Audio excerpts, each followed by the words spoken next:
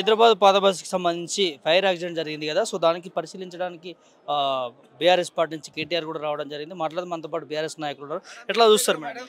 ఏం చూస్తామమ్మా, నేను చార్మినార్ డివిజన్కు మహిళా ప్రెసిడెంట్. గత 10 సంవత్సరాల నుంచి నేను ఎన్నో ప్రోగ్రాములు చేసుకున్నాను, ఎన్నో చేసుకున్నాం. గత 10 సంవత్సరాలు బతుకమ్మ చేస్తాం, ఇక్కడ రంజాన్ చేసినాం, క్రిస్మస్ చేసినాం, ఇదే చార్మినార్ ముంగట. ఇప్పటి వరకు 450 సంవత్సరాల నుంచి ఇట్లాంటి ఘటన ఎప్పుడు జరగలేదు.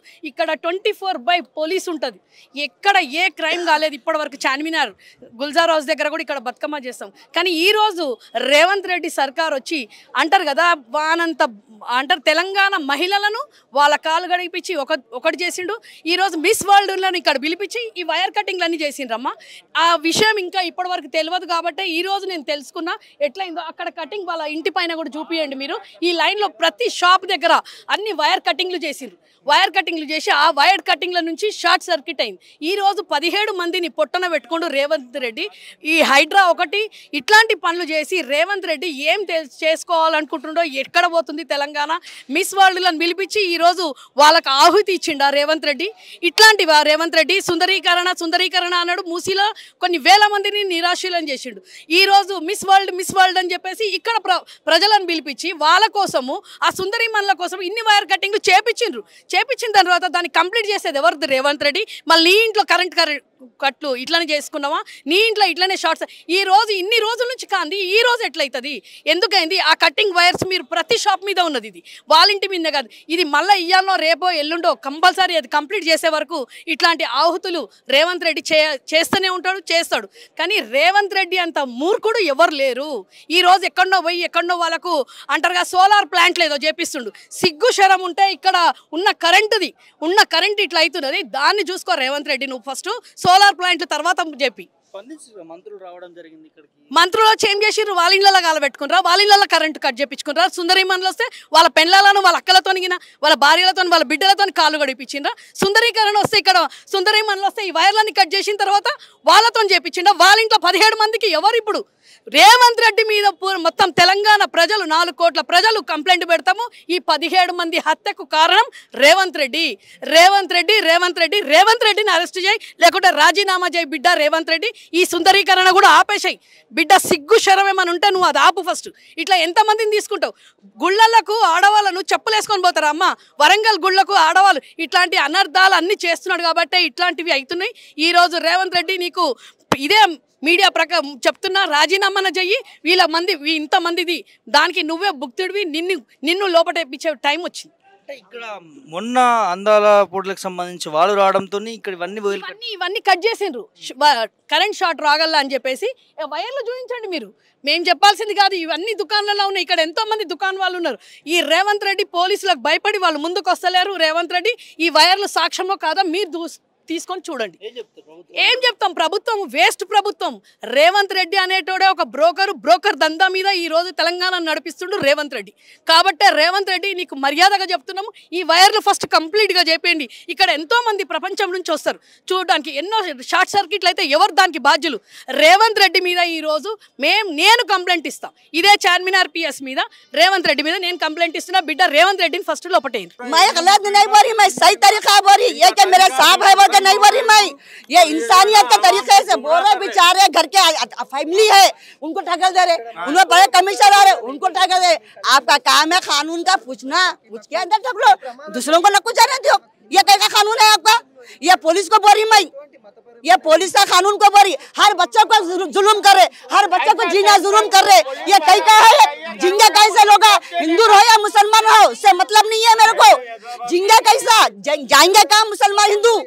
ऐसा करेंगे तो जाएंगे का? अपना घर बसा लेते, अपने बीवी बच्चे सब बसा लेते, दूसरों के बीवी बच्चे चौरास्ते पे है, सो जाना।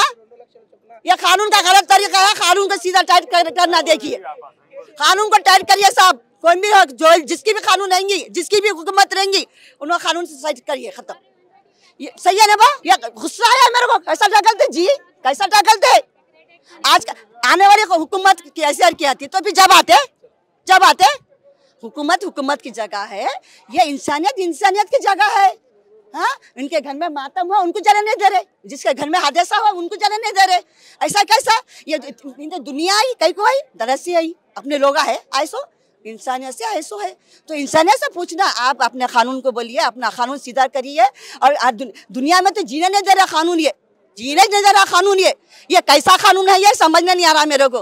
बीवी बच्चे अपने अच्छे रहना, दूसरों का निकल जाना, रोड पे सो जाना, खत्म। ये कैसा कानून है बोलिए आप? सही है, सुनिए साहब, आपके भी बोल रही मैं, आप जरा कानून को समझाइए, खत्म। कानून को समझाइए, पुलिस को अच्छा तरीके से समझाइए। हर किसी का बेटा रहता, हर किसी का शौहर रहता, हर किसी का आदमी रहता, तरीके से बात करने का समझाइए। नहीं बोल दी ना मैं, जो आप बोली मैं वो बोल दी। किसी को भी बोलना एक ही आवाज एक ही रहती। घर के नहीं है उन्होंने, कौन भी हुकूमत करने वाले घर के नहीं है, उनको समझा के बोल रहे हैं कैसे। बस यही बोल रहे, बस पुलिस को सही हकीकत से जरा नसीहत दियो, अच्छे तरीके से करो। कानून है तो ऐसा कैसा पिस्टल लेकर उड़ा देते, गोली लगे बखर बोले उड़ा देते, गोली लेके पूछना करना। हाँ करना तरीका बोल रहे हो ना, या चाय मिनर के हम मैं बड़ा हूँ मैं बोलते उनको बड़ा हट्टा करे, ये तरीका है ये बोलो आप। उन्होंने बोले घर की मेरी फैमिली मरी बोले तो उनको नहीं ढकर रहे। आप बोलिए जरा कानून को जरा नसीहत दिए, पुलिस वालों को दिए। ये तरीके से हर बच्चा का जीना हराम कर दिए पुलिस वाले, ये हर जीना हराम कर दिए दुनिया का। अभी क्या करती है, मेरे घर को ये नहीं पूछ रहे घर में खाए पिए कैसे है, अम्मा लोग का कैसे है, तुम बीमार है ये, बस ठगलने का है, दे दिया पिस्टल दे रहे हाथ में, ठगल दे रहे। मारो गोली, मैं यहाँ ठहरी, मेरे को गोली मारो, मेरे को गोली मारो, मैं मारना खाने तैयार हूँ। भी आ गए, बड़े बड़े ऑफिसर भी आ गए, सब आए, सब देख के गए। बोला अब वो जाने वाले से चले गए, क्या करते। एक ही फैमिली के 17 आदमी हैदराबाद में पहली बार हुआ है ऐसा, हैदराबाद में। बोल छोटे बड़े, एक बच्चा तो 1.5 से 2-2.5 साल का ही है। बोलो अंदर में कितना आदमी, अंदर कितना आदमी? अंदर 30 आदमी तो था। देखिए, मैं ज्वेलर सराफा एसोसिएशन का मेंबर हूँ। पहली बार इतनी बड़ी दुर्घटना हुई और हमारे यहाँ के लोकल लोग जितने भी हमारे हिंदू मुस्लिम भाई हमारे, पहली बार उन्होंने अंदर कूदा। सबसे पहले अपनी जान की परवाह की है वो लोग, और अंदर भागकर लोगों को जितना हो सके कोशिश करे, मगर किसी के हाथ में कुछ नहीं था, बचा नहीं पाए। 4-5 लाशें जली हुई लेकर भागे वो लोग।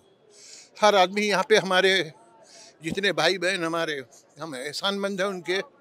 हमारे यहाँ जब तकलीफ आती है तो हम सारे हैदराबादी एक है, हम एक है। हम हमारे हर भाई के आंखों में आंसू थे, कोई रात में सोया नहीं। 17 घर, एक घर के 17 लोग मरते हैं, जो बचे हैं वो जीते जी मर गए। मरने वाला चला गया, मगर जो जिंदा बचे हैं 17 लोग, छोटे छोटे बच्चे। उनके बेटियां आई थी अपने पियर में रहने के लिए, ससुराल से मायके में आई थी, उनके बच्चे थे, नवासे थे। हम प्रहलाद के साथ रहे, वे उनकी शादी में साथ रहे। यहाँ यम पुनम चंद दुकान थी उनके कोई ज़माने में, आज अभी भी है ना उनकी दुकान। हमारे साथी थे, चले गए, भगवान उनको आत्मा को शांति दे, हम और कुछ नहीं बोल सकते। ये हम लोग 100 साल के रहने वाले, कोई नए नहीं है हम लोग। हमारा हम सारे हम हैदराबाद में पैदा हुए, 4 महीना दवाखाने की पैदाइश है हम लोग, सब यहीं के रहने वाले। ये सब हमारे साथी लोग हैं, हमारे दुकान वाले, हमारे भाई लोग हैं। ये जितने यहाँ ठेले लगाते हैं, यहाँ जितने दुकान है, पॉलिश वाले, गाटने वाले, सब हमारे भाई लोग हैं। बंद करे, अब और क्या कर सकते हैं। एक दिन हम हकीकत पेश कर सकते हैं हमारी, और कुछ नहीं कर सकते। हमारे सारे हम मुश्किल में, तकलीफ में एक है। अब एक चाहिए, सब लोगों को सेफ्टी रखो अपनी। छोटी छोटी दुकानों में 6 एसी लगा लिए, वायर लगा लिए, एक एक पोल में 500 600 कनेक्शन है। गर्मी से हो जा रहे हैं लोग। थोड़ा अपना ख्याल रखिएगा, थोड़ी पार्किंग की ख्याल रखिए। थोड़ी आ नहीं सकते, इससे कि कोई एम्बुलेंस नहीं आ सकती। ये तो सुबह का समय था, संडे का दिन। अगर ऐसा शाम का टाइम रहता तो न मालूम कितनी लोग नुकसान उठा रहे थे। भगवान सबको अच्छा रखे, मैं कुछ नहीं बोल सकता। हमारे सारे भाइयों को हम प्रणाम करते हैं। हमारे सारे भाई एक है। हम तकलीफ में, हम एक दूसरे का, जब भी कोई तकलीफ आएंगी हम सब एक है। गवर्नमेंट क्या बोलते हो सेफ्टी पर, प्रिकॉशंस? गवर्नमेंट कुछ नहीं करती, सब अपने अपने वोटों के लिए आ रहे हैं। वो अपने मेरे को वो चक्कर, कोई मदद करने वाला कोई नहीं है। इस समय डिसास्टर संभालना चाहिए था इन लोगों को। कैसा सेफ्टी है, कहिए। बड़ी बड़ी बिल्डिंग पे जब सीढ़ी लगा के उतार सकते लोगों को, यहाँ से भी उतार सकते थे, कर सकते थे, करे होंगे वो लोग, हम उनको ब्लेम नहीं करते। जो अपना ठीक करे, मगर उसकी किस्मत थी जो और क्या हुआ।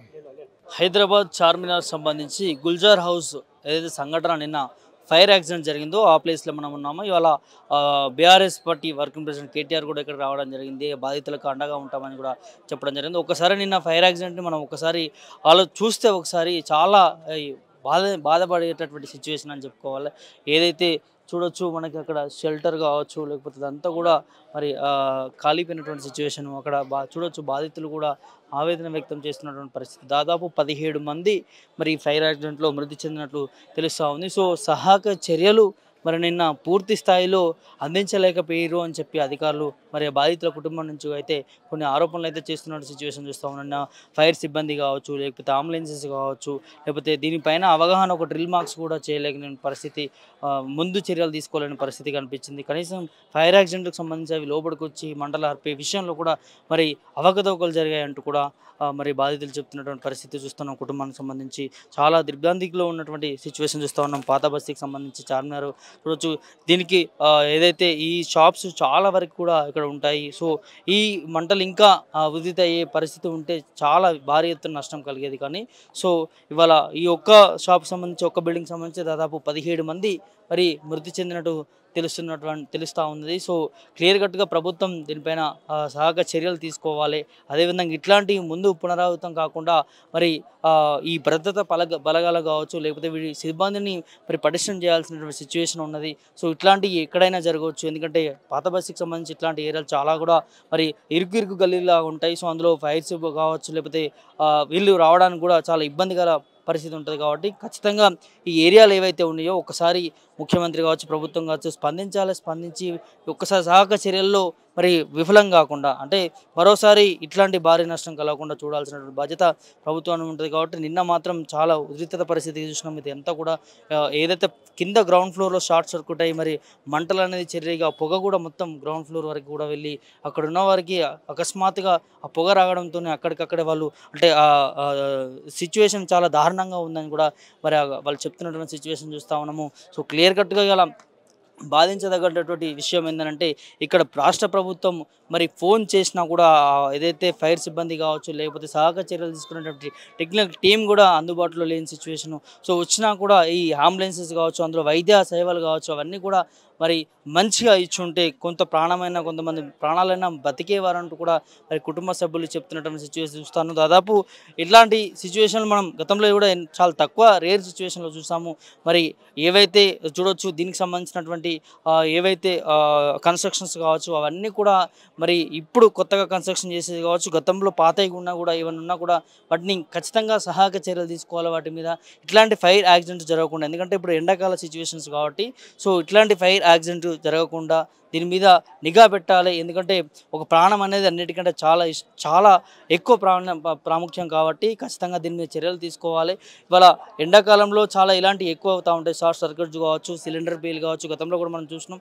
సో అట్లాంటివి మరి దీనిపైన ఒక మీటింగ్ ఏర్పాటు చేసుకోవాలి రాష్ట్ర ప్రభుత్వం కావచ్చు, అధికారులతో, ఏవైతే సిబ్బంది కావచ్చు, ఇప్పుడు హాస్పిటల్కి సంబంధించి ఏవైతే అంబులెన్సెస్ కావచ్చు, నిన్న జరిగినటువంటి ఏవైతే వైద్య సేవలు కూడా చాలా లోపాలు జరిగాయి. దాంట్లో ఆక్సిజన్ కావచ్చు, అవన్నీ కూడా ఏమీ లేని పరిస్థితి. సో దానివల్ల కూడా ఇబ్బందులు జరిగాయంటూ కూడా బాధితుల కుటుంబాలు చెప్తున్నటువంటి సిచ్యువేషన్. దాంతోపాటు ఫైర్ యాక్సిడెంట్ సంబంధించి అందులో వాటర్ కొట్టే సిచ్యువేషన్లో కూడా ఇక్కడ సరిగా సగం వాటర్ ట్యాంక్తో వచ్చారంటూ కూడా కొంతమంది ఆరోపణలు వ్యక్తం చేస్తూ ఉన్నారు. సో ఫుల్గా నిన్న ఏవైతే భద్రతా బలగాలకు సంబంధించి సో క్లియర్గా ఫెయిల్ అయిపోయిందంటూ కూడా చెప్తా ఉన్నారు. సో ఇట్లాంటివి మరోసారి పునరావృతం కాకుండా ఏవైతే ఇవాళ గుల్జర్ హౌస్ సంబంధించినటువంటి సంఘటన చూస్తూ ఉన్నాం, చాలా బాధించదగినటువంటి సిచ్యువేషన్. సో దీనిపైన చర్యలు తీసుకోవాలి. బాధిత కుటుంబాన్ని కూడా ప్రభుత్వం అండగా ఉంటామని చెప్తుంది. మరి ఖచ్చితంగా అండగా ఉండాల్సినటువంటి సిచ్యువేషన్, వాళ్ళు తిరిగి రాని లోకాలకు వెళ్ళినటువంటి పరిస్థితి, ఇట్లాంటి అంశం చూస్తూ ఉంటే చాలా బాధ అనిపిస్తూ ఉన్నది. సో ఖచ్చితంగా వాళ్ళకి భరోసా ప్రభుత్వం నుంచి కల్పించాలి. అదేపాటు ఇలాంటి చర్యలు మరోసారి కాకుండా ప్రభుత్వం ఆ శాఖని పటిష్టం చేసుకోవాలంటూ కూడా విజ్ఞప్తి, ఆ కుటుంబ సభ్యులు విజ్ఞప్తి చేస్తున్నటువంటి పరిస్థితి చూస్తాను.